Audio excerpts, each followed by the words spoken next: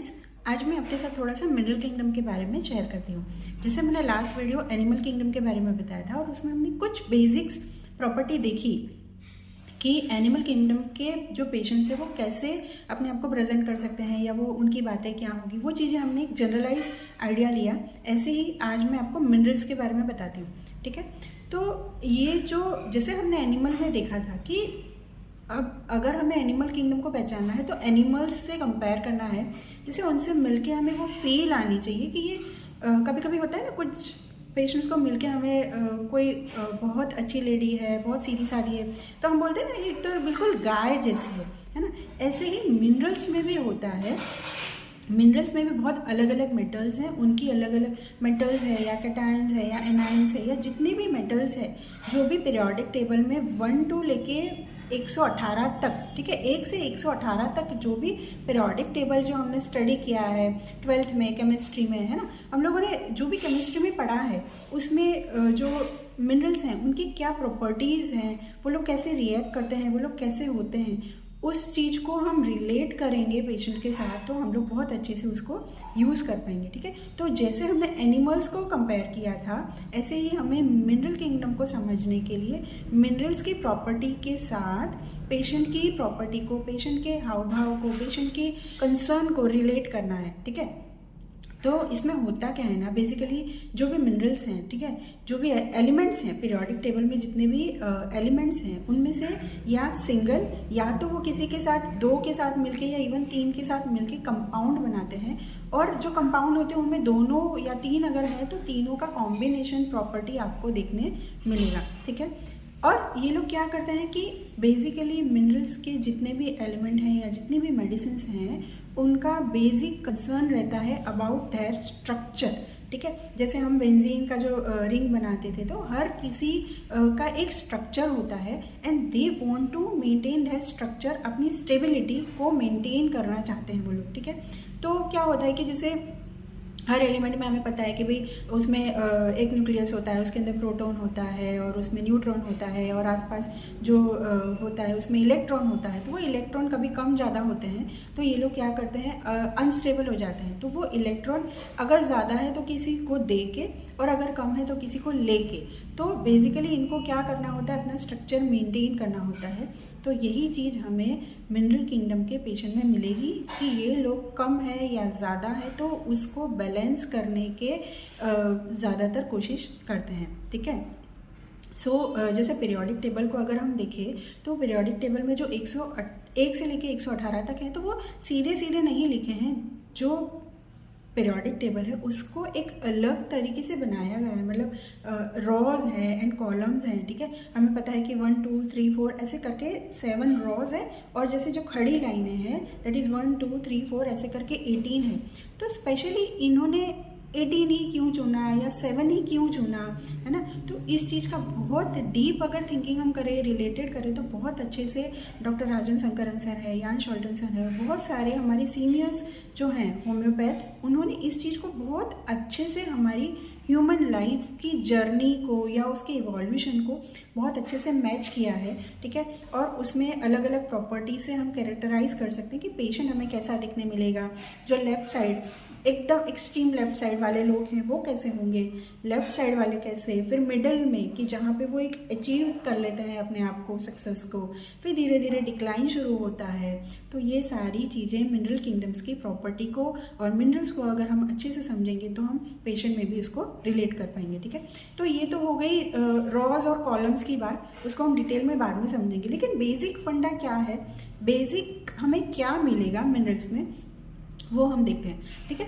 तो जैसे मैंने आपको बताया ना कि एनिमल का पेशेंट होगा तो हमें लगेगा कि यार कितना शातिर है ये, तो कितना, तो हमें वहाँ पे सस्पिशियसनेस, जेलसी और ये सब आएगा ना, तो हमें एक एनिमल की फील आएगी और स्पेशली उसके कैरेक्टर बहुत मैच होंगे तो हमें पता चलेगा कि ये स्नेक हो सकता है इतना चालाक, या स्पाइडर हो सकता है, या बहुत सीधा बोला बिल्कुल एकदम गुलाम जैसे रह रहा है तो हमें कुत्ते जैसे फील आएगी, है ना। ऐसी फील जैसे हमें एनिमल्स में आती है, ऐसे ही मिनरल्स में भी आती है। जैसे हम बोलेंगे ये कितना स्ट्रॉन्ग बंदा है, ये तो सोने जैसा खरा बंदा है ना। या तो फिर हम बोलेंगे कि यार ये तो एकदम स्ट्रॉन्ग फेरम जैसा है ना। या मेटल है, यील्डिंग है ना। तो अलग अलग मेटल्स में भी अलग अलग प्रॉपर्टीज़ हैं, ठीक है। तो ये प्रॉपर्टीज़ को हमें समझना है।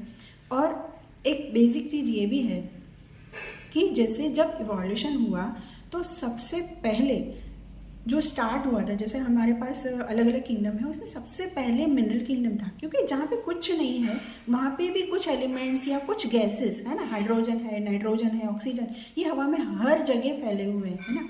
तो इसीलिए सबसे पहले इवोल्यूशन में आया था मिनरल किंगडम। तो मिनरल किंगडम जो है उसको सबसे पहले था, तो उसका इवोल्यूशन डेवलपमेंट इस तरह से ही होगा कि वो खुद के लिए या खुद की कंप्लीटनेस के लिए, अपने स्ट्रक्चर के लिए, अपनी स्टेबिलिटी के लिए सोचता है, ठीक है।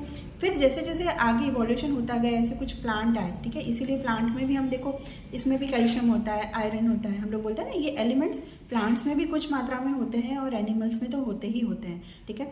तो ये सब धीरे धीरे इवोल्यूशन की जर्नी थी, जहाँ पे मिनरल किंगडम जो है वो सबसे फर्स्ट था, ठीक है। तो वो क्या करते हैं, वो सिर्फ अपने लिए, अपनी स्टेबिलिटी के लिए कि मेरा कैसे अच्छे से स्टेबिलिटी मेंटेन रहे, मेरा स्ट्रक्चर ब्रेक ना हो, इस पे इनका फोकस रहता है, ठीक है। तो ये अपनी स्टेबिलिटी को या स्ट्रक्चर को मेंटेन करने के लिए इनका हाउ कैसा होगा, आपको पेशेंट कैसे मिलेंगे कि वो they are very towards perfection, ठीक है, कि मैं कैसे परफेक्ट हो जाऊं, मेरा परफॉर्मेंस कैसे अच्छा हो, मैं और कैसे इम्प्रूव कर सकता हूं।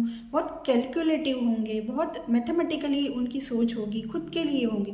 Like you can say practical होते हैं ये लोग लाइफ में, ठीक है। प्रैक्टिकल इन द सेंस ये मुझे ये करना है, ये करना है, आगे बढ़ना है, ऐसे करना है। इनको आसपास की दुनिया से कोई ज़्यादा फिक्र होती नहीं है कि ये क्या कर रहा है या वो क्या कर रहा है, मैं क्या करके अपने आप को आगे बढ़ा सकता हूँ या मुझे क्या करना चाहिए, जो मुझ में कमी है वो सुधारने के लिए। इनका फोकस इन चीज़ों पे ज़्यादा रहता है मिनरल किंगडम वाले मेडिसिन का, ठीक है। तो इनको क्या रहता है ना, कम या ज़्यादा नहीं चलता है। फॉर एग्जांपल वेट बहुत ज़्यादा बढ़ गया है तो मैं काम नहीं कर पा रहा हूँ, ठीक है। या थायराइड मेरा ज़्यादा बढ़ रहा है, या मेरा वेट कम हो रहा है, या मेरा हीमोग्लोबिन कम हो रहा है और मैं नहीं कुछ कर पा रहा हूँ। तो इनका फोकस ये सब चीज़ों पे कम ज़्यादा, ये ऐसा है वैसा है, इनको चाहिए नॉर्मल जो लिमिट में है उस चीज़ पे ये लोग ज़्यादा फोकस रहते हैं, ठीक है। तो इनके जब ये पेशेंट्स हमारे पास आते हैं तो एक तो उनके बताने का, उनका जो प्रेजेंटेशन है वो maybe they are very structure, जैसे उन्होंने पहना होगा लाइनिंग वाले, चेक्स वाले, है ना, ऐसे ड्रेसेस होंगे उनके। फिर उनका बताने का तरीका जो है दे आर वेरी सिस्टमेटिक, जैसे मैंने बोला ना कि वो स्ट्रक्चर को मेंटेन करना है तो वो कोशिश उनकी उसी तरह से रहती है। बहुत सिस्टमेटिकली बताएंगे, अपनी रिपोर्ट्स बहुत अरेंज करके लाए होंगे, क्रोनोलॉजिकल ऑर्डर में बताएंगे कि मुझे ये हुआ था, उसके बाद ये हुआ था, फिर मैंने ये दवाई ली थी, फिर मैंने इतने दिन का डोज लिया। इस तरह से वो लोग बहुत अच्छे से बताएंगे। They can be very regular in follow-ups, ठीक है। अगर आपने उनको बोला कि आपको 3 दिन बाद या हफ्ते बाद आपको मुझे इन्फॉर्म करना है या फॉलोअप्स देने, तो बहुत रेगुलरली आएंगे। जैसे उनको कहा जाए ना, वो बहुत मेंटेन करते हैं उस चीज़ को, ठीक है। फाइल्स, रिपोर्ट्स, ये सब इनकी बहुत अच्छे से मेंटेन होगी। अपने क्राइटेरिया, जैसे हम बोलते हैं ना कि बीपी है, शुगर है, थायराइड है, ये सबके जो भी ये लोग रिपोर्ट बताएंगे ना, तो दे आर वेरी प्रिसाइज, ठीक है। कि भाई मेरा बीपी 140 था, फिर उसके बाद मैंने मेडिसिन शुरू की तो अब मेरा 132 के पास रहता है, ठीक। सिस्टोलिक है या डायस्टोलिक है, इवन इतना प्रिसाइजली बताएंगे, ठीक है। थायराइड में मैंने दवाई शुरू की, उससे पहले ये था, अभी मैं दवाई ले रहा हूँ और अभी वापस रिपोर्ट बढ़ गया है या घट गया है। शुगर मेरा ये था। तो हर चीज़ का क्राइटेरिया बहुत अच्छे से ये लोग बताते हैं, जानते हैं, ठीक है। कम ज़्यादा होता है वो उनको नहीं चलता है। कम ज़्यादा होगा तो ये लोग बहुत कंसर्न होंगे, चाहे वो उनका हीमोग्लोबिन है, उनका कैल्शियम है, बोलेंगे मेरा कैल्शियम नहीं हो अच्छे से ठीक है, इसलिए कट की आवाज़ आ रही है, तो मैंने कैल्शियम शुरू कर दिया, मैंने विटामिन डी लेना शुरू कर दिया। तो ये अपनी कमी को पूरा करने की पूरी कोशिश करते हैं, ठीक है। सो इसीलिए आपको जो मिनरल किंगडम के जो मेडिसिन हैं, आपको फर्स्ट एड में proper to calculating ability, mathematic ability, जो हमारे रूब्रिक है, जो मैथ्स से रिलेटेड है, जो कैलकुलेशन से रिलेटेड है, ऐसे रूब्रिक्स में मिनरल किंगडम बहुत कॉमनली होती है। बहुत ज़्यादा से ज़्यादा मेडिसिन आपको मिनरल किंगडम की इसमें मिलेगी, ठीक है। बहुत कैलकुलेटिव, जैसे हम बोलते हैं ना, कालिकाम है, आर्सेनिक है, सिलीशिया है, इमेज को, सिलीशिया मैथमेटिक एबिलिटी में बहुत सारे मेडिसिन सिलीशिया की कॉम्बिनेशन में है, ठीक है ना, वो अपनी इमेज को लेके, ठीक है, ये जो इनका कैलकुलेशन है ना, वो स्ट्रक्चर को मेंटेन करने के लिए वो किसी भी इमेज को हो सकता है, किसी भी रिलेशन को हो सकता है, अपनी फाइनेंशियल कंडीशन को लेके हो सकता है, अपने परफेक्शन को लेके, अपने रिस्पॉन्सिबिलिटी को लेके, लेकिन ये चाहते हैं कि वो एक बैलेंस में होना चाहिए और बहुत अच्छे से परफेक्ट होना चाहिए, ठीक है। इनका कोर जो है वो अपने चीज़ों को बेसिकली अच्छे से मेंटेन कर पाए, स्ट्रक्चर को, उस पर इनका ज़्यादा रहता है, ठीक है।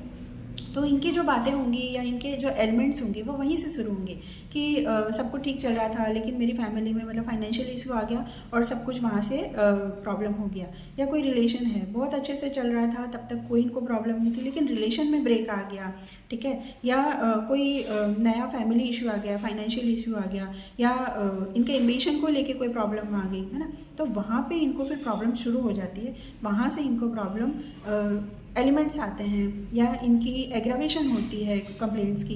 तो ये सब चीज़ों को हमें फोकस करके इनको हम अच्छे से समझ सकते हैं। तो आई होप ये थोड़ा सा आइडिया जो मैंने दिया मिनरल किंगडम के बारे में वो आपको समझने में हेल्प करेगा। और आगे जो मिनरल किंगडम की जो बेसिक अंडरस्टैंडिंग है, उसकी प्रॉपर्टीज़ है, तो वो हम रॉज से और कॉलम से बहुत अच्छे से समझ सकते हैं। मैं एक बेसिक आइडिया दे देती हूँ कि जो रॉज में हम ऊपर से नीचे जाते हैं, फर्स्ट, सेकंड, थर्ड, फोर्थ, ऐसे, तो धीरे धीरे वो हमारी मैच्योरिटी को, एक डेवलपमेंट स्टेज को, कि धीरे धीरे रिस्पॉन्सिबिलिटी बढ़ती है। जैसे पहले एकदम नाइव है, बिल्कुल अभी जन्म हुआ है, कुछ समझ में नहीं आ रहा, फिर धीरे धीरे थोड़ा खुद के लिए, फिर थोड़ा अपने आप के लिए और परिवार के लिए सोचते हैं, फिर उसके बाद हम लोग अपने समाज के लिए सोचते हैं, और उसके बाद फिर हम लोग दुनिया के लिए कुछ करने के लिए सोचते हैं। तो धीरे धीरे एक रिस्पॉन्सिबिलिटी का सेंस बढ़ता जाता है।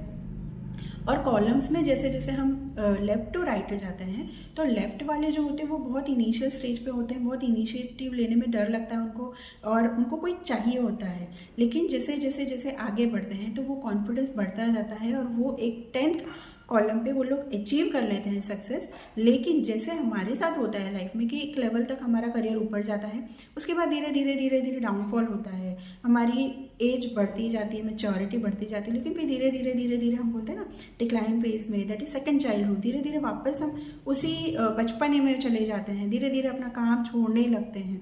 ऐसे ही कॉलम्स में भी धीरे धीरे वो अपनी जो उसने सक्सेस पाई होती है वो धीरे धीरे लूज़ करने लगता है, या कहीं ना कहीं वो छूटता चला जाता है।